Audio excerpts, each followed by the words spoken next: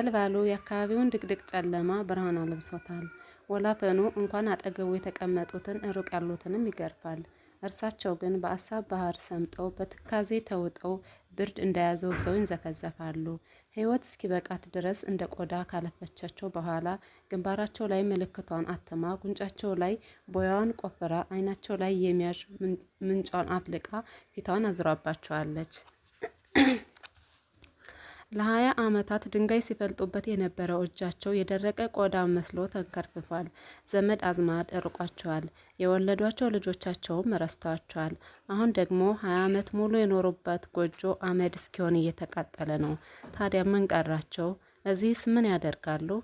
ማሩ ወደ ገዳም የሚሄድ ሰው ዞር ብሎ ማየት የለበትም። አለበለዚያ እንደ ሎጥ ሚስት የጨው ሐውልት መሆን አለ። ለነገሩ ዞር ብለው የሚያዩት ነገር አይኖርም፣ ግን አላስቻላቸውም። ዞር ብለው እየነደደ ያለውን ቤታቸውን ለመጨረሻ ጊዜ ተመለከቱት። ወላፈኑ ሽቅብ ሲግበሰበስ ጭሱም ይባክናል።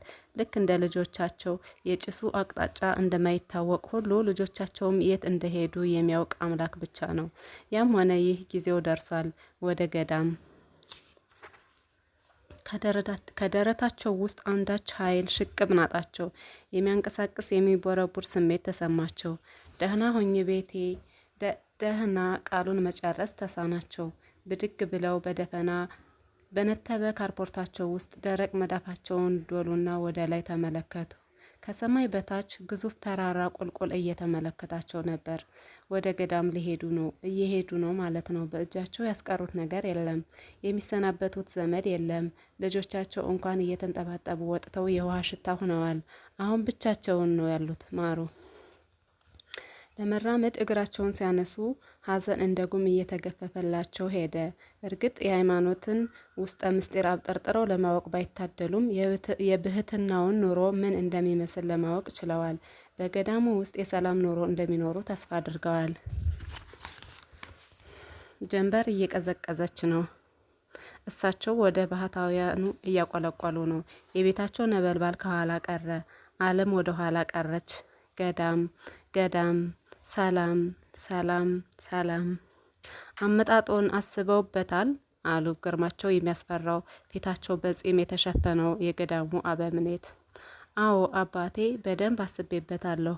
ቤቱን እኮ አቃጥዬ ነው የመጣሁት።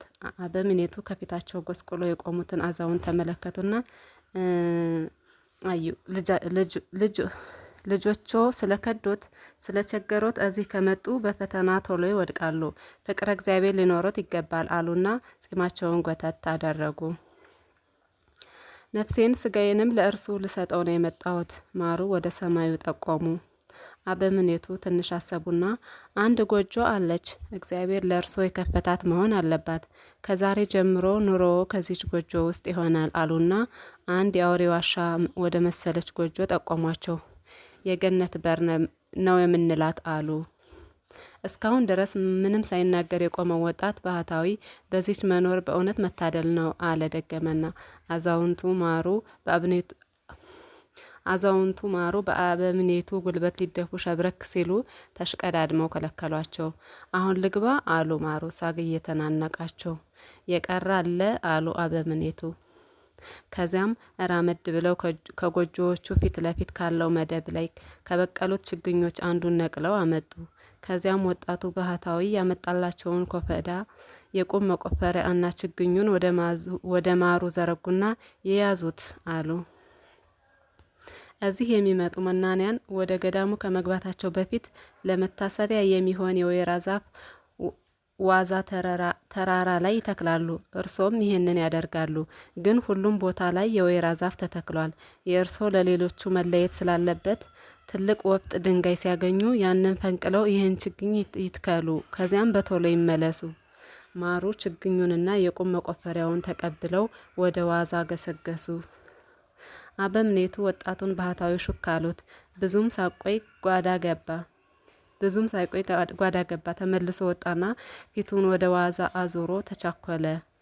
የዋዛ ተራራ በግዝፈቱ ልቡ ያበጠ ይመስል የምታቆለቁለዋን ጀንበር ሊታከክ የሚንጠራራ ይመስላል። በጎጃም አፈ ታሪክ ዋዛ ተራራ ብዙ በርሜል ወርቅ ተቀብሮበታል። አገኘሁ የሚል ሰው ግን እስካሁን አልተሰማም። ማሩ የወይራ ዛፎች ውስጥ ተመስገው አካባቢውን ሲገላምጡ ቆዩ። ብዙም አልደከሙም። ከአንድ ወይራ ዛፍ አጠገብ አንድ ቀይ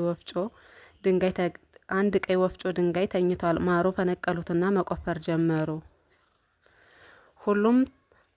ሁሉም ተቃንቶላቸዋል። እግዚአብሔር የማሩን ሕይወት በገዳም ሊክስ አስቧል ማለት ነው። ማን ያውቃል? አፈሩ ትንቡክ ትንቡክ እያለ ወደ ታች ዘለቀ። ካጠገባቸው ትልቅ የወይራ ዛፍ ተገትሯል። ምናልባት የአንድ መናኝ ይሆናል። ምናልባት መናኙ አርፎ ይሆናል። ምናልባትም ድንገት የመቆፈሪያው ጫፍ ወጥመድ የያዘው መሰለ። ዝቅ ብለው ተመለከቱት። ጨርቅ ነው፣ ከረጢት ነው። የከረጢቱን አፍ ፈቱት። የማሩ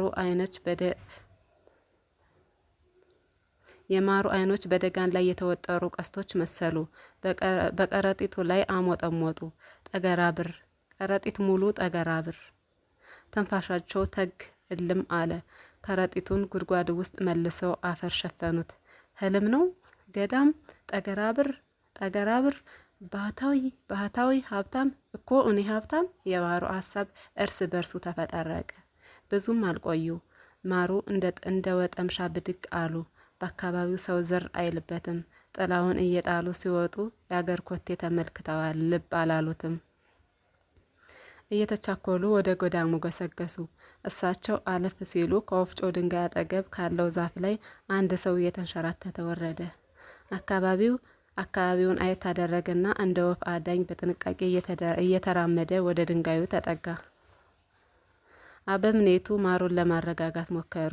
ይቅርብኝ ብያለሁ፣ ይቅርብኝ አሉ ማሩ። ቢቀርብኝ ይሻላል። ምንድነው ሀሳቡን ያስለወጠዎት? አበምኔቱ ነበሩ።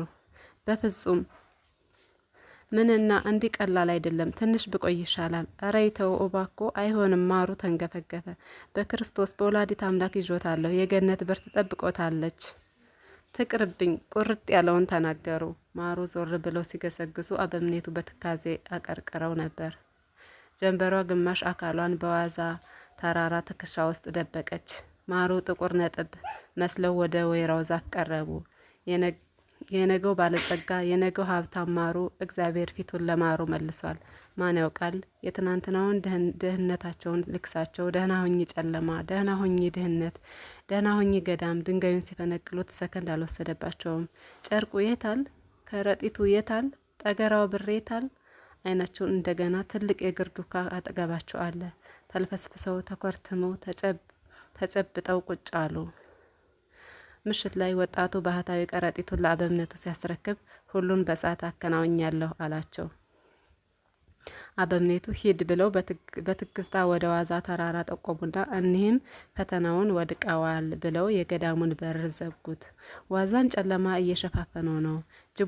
ጅቦች ማሽካካት ጀምረዋል። ቀበሮዎችም ያንቃርራሉ።